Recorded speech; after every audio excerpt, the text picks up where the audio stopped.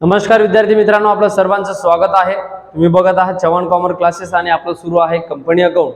त्यावरचा अत्यंत महत्त्वाचा टॉपिक आपण सुरू करतोय आजपासून, अमलगमेशन। ठीक आहे, अमलगमेशन म्हणजे थोडक्यामध्ये दोन कंपन्या असतात, त्या दोन कंपन्या एकत्रित येतात आणि नवीन तिसरी कंपनी तयार करतात, त्याला म्हणतात अमलगमेशन। ठीक आहे, दोन कंपनी म्हणजे TVS आहे, MRF आहे, अशा दोन टायरच्या सारख्या कंपनी आहेत, है की नाही।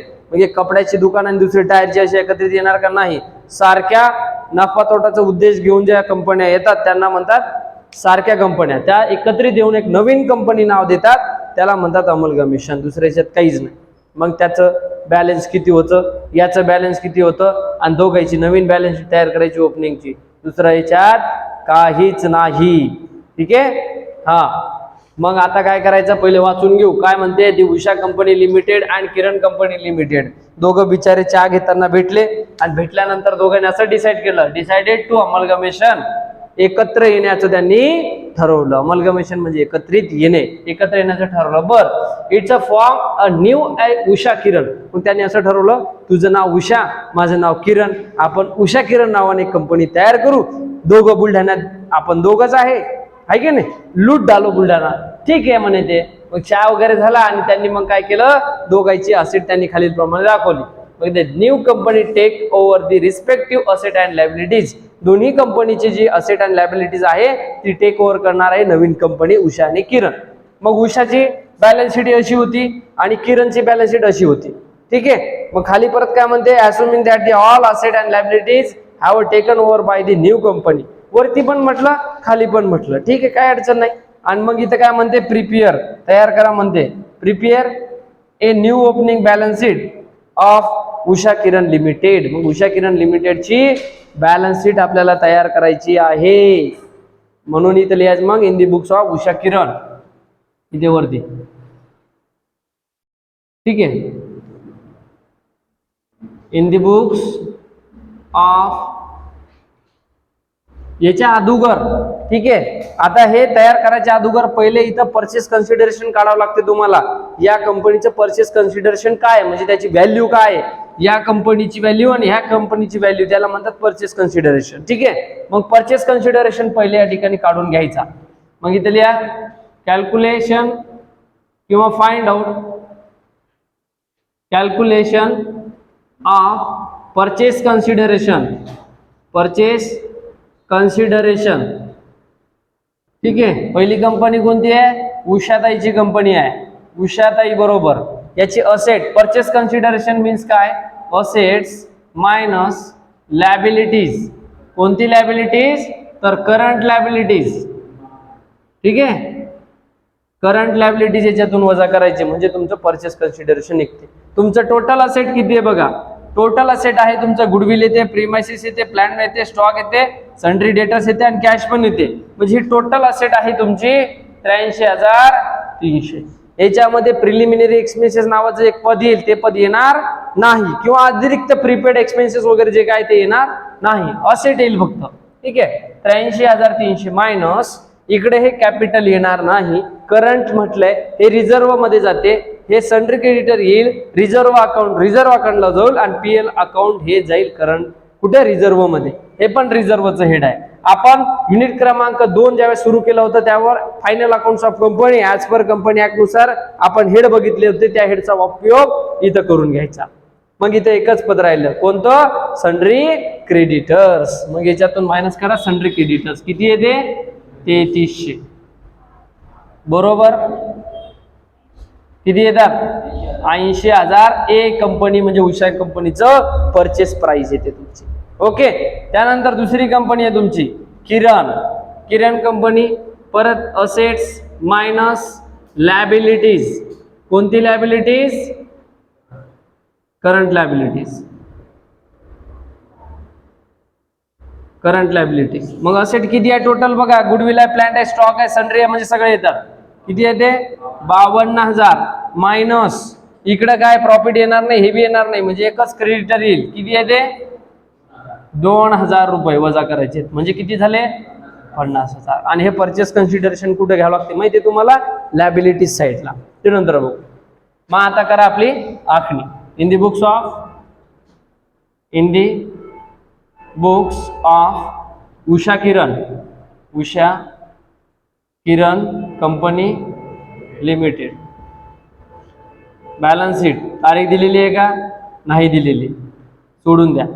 बॅलन्स शीटची आखणी तुम्हाला माहिती आहे की नाही? तर तुम्ही सेकंड इयरला आहे म्हणजे बॅलन्स शीट माहिती आहे तुम्हाला कशी असते ती, बरोबर की नाही? मग इथं लिहायचं लायबिलिटीज. इथं रक्कम रुपये, इकडं असेट आणि इकडं रुपीज. सगळ्यात पहिलं काय करायचं, असेट साईडचे पद घेऊन टाकायचे. असेट साईडचे पद काय करायचं, ए प्लस बी. ए ची किती असेट आहे आणि बी ची किती आहे, म्हणजे इथं गुडविल आहे, घ्या मग इथं गुडविल किती आहे त्याची गुडविल. ए ची 30,000 आहे, याची 20,000 आहे, दोघं किती होतील 50,000. संपला विषय. त्यानंतर आहे प्लांट अँड मशिनरी, पण इथं प्रीमायसेस आहे, मग पहिले इथं प्रीमायसेस लिहून घ्या. प्रीमायसेस किती आहे याचं 10, खाली नाहीये म्हणजे 10चे 10 येतील. त्यानंतर प्लांट अँड मशिनरी घ्या, मग प्लांट अँड मशिनरी किती आहे इकडे 18,300, इकडे किती आहे 13,450, दोघांची बेरीज किती येते 13,300 प्लस 13,450, 31,750. त्यानंतर आहे स्टॉक, घ्या इकडे स्टॉक दिलेला आहे 16,000, इकडे दिलेले 11,550, दोघांची बेरीज 27,550 घेतलं. त्यानंतर आहे सन्ड्री डेटर्स, इकडे आहे 6,000 आणि वरती किती दिलेलं आहे तुम्हाला,